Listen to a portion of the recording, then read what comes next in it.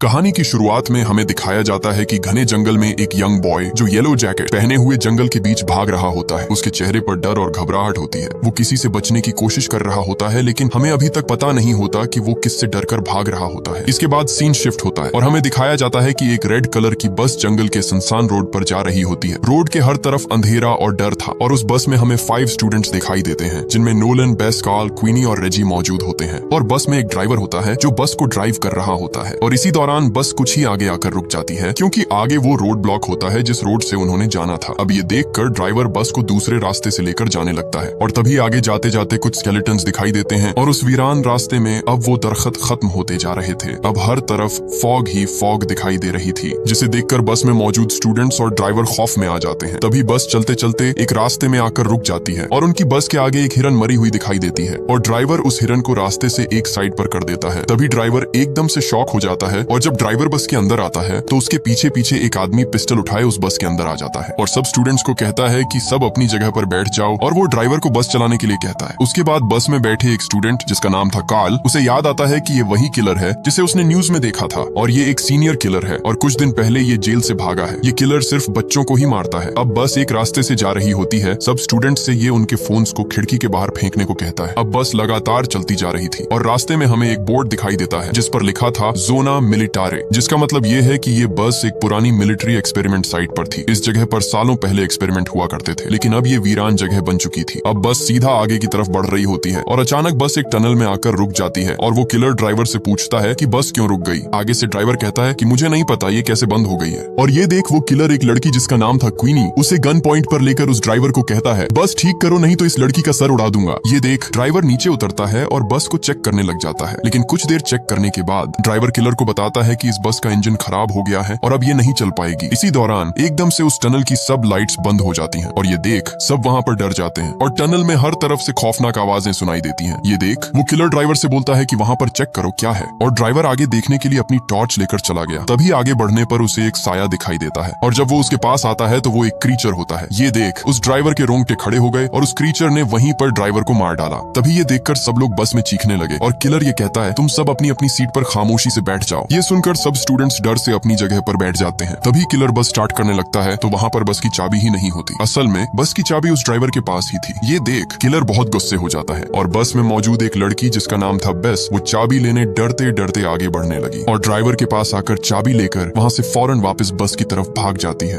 Base से सब students पूछते हैं क्या ड्राइवर जिंदा है, तो वो आगे से ना कर देती है क्योंकि उस क्रीचर ने ड्राइवर को बुरी तरह काट कर मार डाला है, इसलिए वो डर से कुछ नहीं बता पाती। अब किलर बस में मौजूद एक लड़के रेजी को कहता है कि जल्दी से बस स्टार्ट करो, लेकिन बस का इंजन खराब होने की वजह से बस स्टार्ट नहीं हो पा रही थी। ये देख वो किलर गुस्से से बोलता है बस स्टार्ट करो नहीं तो गोली मार दूंगा। इसी दौरान वहां पर नोलन फायदा उठाकर उस ड्राइवर को धक्का देता है और रेजी किलर की गन उठाकर उसे गन पॉइंट पर ले लेता है। रेजी किलर को कहता है कि तुम आगे बढ़ोगे तो गोली मार दूंगा, लेकिन किलर हंसकर कहता है कि तुम ये नहीं कर सकते। इसी दौरान बस के छत पर किसी के कूदने की आवाज आती है और किलर रेजी के हाथ से गन छीन लेता है। अब ये देखकर किलर बस से बाहर चला जाता है और कहता है कि कौन हो तुम, बाहर आओ। और जैसे ही वो ऊपर देखता है तो उसके चेहरे पर डर और खौफ की मुस्कुराहट थी और तभी किलर पर उस क्रीचर ने हमला करके वहीं पर उस किलर का सर उसके शरीर से अलग कर दिया। ये सबब देख बस के अंदर मौजूद सब स्टूडेंट्स और भी डर जाते हैं और उस क्रीचर को देखकर सब चिल्लाने लगते हैं और कुछ देर में वो क्रीचर बस के दरवाजे से घुसने लगता है और सब स्टूडेंट्स डर से चिल्लाने लगते हैं। तभी वो क्रीचर बस में आ जाता है और सब स्टूडेंट्स बस के दूसरे दरवाजे से भागने लगते हैं, लेकिन वो बस का दरवाजा नहीं खुल रहा था। इसी दौरान नोलन के पास टॉर्च थी। वो टॉर्च लगातार उस क्रीचर के मुंह पर मार रहा होता है, जिससे वो क्रीचर उनके पास नहीं आ पाता है। तभी बस का दरवाजा खुल जाता है और वो सब स्टूडेंट्स वहां से भाग निकलते हैं। अब सब स्टूडेंट्स उस टनल में मौजूद एक बंकर में आते हैं और वहां उन्हें बंकर में मौजूद एक रूम मिलता है जहां वो एक मैप को देखते हैं। असल में ये मैप इस पूरी जगह का होता है। अब सभी स्टूडेंट्स मैप को देखकर कहने लगते हैं कि हमें यहाँ से उस क्रीचर से बचने के लिए इस साइट पर सभी लाइट्स को ऑन करना होगा। इस मैप को देखकर उन्हें एक कंट्रोल रूम का रास्ता मिलता है। अब नोलन और बेस उस कंट्रोल रूम को ढूंढने निकलते हैं। बाकी स्टूडेंट्स उस रूम में ही होते हैं और सब वहां पर अपने डर को कम करने के लिए कुछ म्यूजिक बजाकर अपने आप को शांत कर रहे होते हैं। इसी दौरान क्वीनी कार्ल और रेजी से कहती है कि मुझे बाथरूम जाना है और रेजी क्वीनी के साथ चल पड़ता है। अब कुछ देर बाद जब रेजी को क्वीनी की आवाज नहीं सुनाई दी तो वो देखता है कि क्वीनी वहां पर होती ही नहीं और ये देखकर रेजी बहुत डर जाता है और वो फौरन कार्ल को बताकर उसे ढूंढने निकल पड़ते हैं। रेजी और कार्ल दोनों क्वीनी को ढूंढने के लिए इधर उधर चिल्ला चिल्ला कर उसे पुकारते रहे, लेकिन क्वीनी उन्हें नहीं मिली। तभी रेजी और कार्ल एक जगह पर आकर देखते हैं तो वो हैरान हो जाते हैं। वो क्रीचर क्वीनी को खाने ही वाला होता है कि तभी रेजी वहां पर आग से उस क्रीचर का ध्यान हटाता है और वो क्रीचर क्वीनी के ऊपर से हट जाता है। ये देख कार्ल क्वीनी को वहां से बचा कर ले जाता है। लेकिन इधर रेजी की जान खतरे में थी, क्योंकि रेजी के हाथ से वो आग की लकड़ी उस क्रीचर ने गिरा दी थी। इसलिए वो क्रीचर इसका फायदा उठाकर उस पर हमला करने वाला ही होता है कि तभी नोलन और बेस वहां पर कंट्रोल रूम से सब लाइट्स को ऑन कर देते हैं। ये देख वो क्रीचर वहां से भाग गया और रेजी की जान दोबारा बच जाती है। इधर नोलन और बेस एक सीक्रेट रूम में आ जाते हैं, जहां उन्हें बहुत सी पिक्चर्स और कुछ बुक्स मिलती हैं। नोलन और बेस रूम में मौजूद सभी बुक्स और पिक्चर्स को सही से पढ़ते हैं, लेकिन इन सब में उन्हें उस क्रीचर के बारे में ही मालूम होता है। ये वो बुक्स और पिक्चर्स हैं जो सालों पहले इधर इस क्रीचर पर रिसर्च की गई थी, लेकिन वो इस काम में फेल हो गए थे। इसलिए अब इन बुक्स में उन्हें कुछ खास नहीं मिलता और वो वहां से वापस अपनी जगह पर जाने लगते हैं। और कुछ ही दूरी पर उन्हें एक साया दिखाई देता है और ये देख नोलन और बेस दोनों बहुत डर जाते हैं। इन्हें ये लगा कि वो क्रीचर दोबारा आ गया, लेकिन तभी वहां से उनके तीनों दोस्त आ रहे होते हैं। बेस क्वीनी के जख्म को देखकर बहुत डर जाती है और सभी साथी रेजी पर गुस्से होते हैं कि क्वीनी को अकेला क्यों छोड़ा। रेजी इस पर सॉरी करता है। फिर सब दोस्त वहां से दोबारा उसी सीक्रेट रूम में आ जाते हैं और वो उन सब बुक्स और नोट्स में से एक बुक को नोलन पढ़ने लगा। असल में ये एक स्टोरी होती है एक लड़के की, जिसे हमें मूवी के स्टार्ट पर दिखाया जाता है। ये यंग लड़का होता है जिसे शौक था न्यू चीजें और रास्ते एक्सप्लोर करने का, और एक दिन ये अपनी बहन के साथ एक दिन इस मिलिट्री साइट पर आ जाते हैं और ये लड़का मैप निकालकर उसे देखने लग जाता है। और तभी उसकी बहन सामने टनल में गौर से देखती है और थोड़ा आगे आने पर उसे एक खतरनाक और भयानक क्रीचर सी चीज को देखती है। लेकिन तभी उस क्रीचर ने उस पर अटैक कर दिया और उसका भाई वहीं पर क्रीचर को देखकर खौफ में आ गया और डर की वजह से अपनी बहन को बचाने की बजाय वो वहां से अपनी जान बचाने के लिए जंगल की तरफ भागने लगा। अब उसे ये सदमा लग गया था, क्योंकि वो अपनी बहन को अपने सामने मरते देखकर उसे वहां से बचा ना सका। अब उसने अपनी बहन का बदला लेने के लिए इस क्रीचर को मारने का प्लान बना लिया था। इसलिए अब वो सालों तक उस क्रीचर को खत्म करने के लिए उस पर रिसर्च कर रहा था। तरह तरह की बुक्स को रीड करता और रिसर्च करता रहा, लेकिन उसे क्रीचर को मारने का सोल्यूशन मिल चुका था। उसने उसे मारने के लिए एक मशीन का मैप बनाकर उसे रेडी करने लग जाता है, लेकिन वो मशीन को तैयार कर पाता तभी वहां पर वो क्रीचर आ गया और उसने उसकी वहीं पर उसकी जान ले ली। अब नोलन सभी से कहता है कि हमें यहीं पर रुकना होगा और जूलियो सार्पी का मिशन कंप्लीट करके यहाँ से बाहर जाएंगे। तभी क्वीनी जवाब देती है कि मैं नहीं चाहती कि मेरी वजह से किसी को कोई नुकसान पहुंचे। अब कार्ल और बेस भी नोलन के इस मिशन में साथ देने के लिए तैयार हो जाते हैं। ये देख क्वीनी भी इस मिशन के लिए रेडी हो जाती है। अब सभी दोस्त अपने काम में लग जाते हैं और उस मशीन के बारे में पढ़ने लगते हैं और फिर उस आदमी जिसका नाम जूलियो सार्पी है उसकी मशीन भी तैयार कर लेते हैं। अब सब दोस्तों ने मिलकर एक प्लान बनाया और क्वीनी का वो कपड़ा जिस पर उसका खून लगा हुआ था और साथ में एक रेडियो को भी, जिससे वो क्रीचर आवाज सुनकर वहां पर आ सके। क्वीनी को भी एक जगह पर खड़ा कर देते हैं ताकि वो क्रीचर एग्जैक्ट उस मशीन के करीब आए। अब सभी दोस्त उस क्रीचर के आने का इंतजार करते हैं। कुछ देर में वहां वो क्रीचर आ जाता है, लेकिन उस वक्त वहां पर बेस को जनरेटर के हैंडल को ऑन करना था, लेकिन वो पूरी तरह जैम हो गया, जिसकी वजह से वो क्रीचर क्वीनी की आवाज सुनकर उसके पास आ जाता है। लेकिन तभी नोलन वहां से जनरेटर को ऑन कर देता है, जिससे सब लाइट्स ऑन हो जाती हैं, जिसकी वजह से उस क्रीचर का ध्यान वहां से हट जाता है। और तभी वहां पर कार्ल उस क्रीचर पर हमला कर देता है और वहां से बेस और क्वीनी फौरन टनल से भागकर बाहर आ जाती हैं। इसी दौरान वो क्रीचर टनल में ही आ जाता है और पीछे से नोलन, कार्ल और रेजी तीनों आग की लकड़ियां लेकर भागते भागते उस पर फेंक देते हैं, जिससे उस क्रीचर को आग लग जाती है और वो क्रीचर मौके पर ही जलकर राख हो जाता है। ये देखकर सब बहुत खुश होते हैं और ये मूवी यहीं पर एंड हो जाती है। अगर ये वीडियो आपको अच्छी लगी तो इसे लाइक करें और हमारे चैनल फिल्मी नेस्ट को सब्सक्राइब कीजिएगा।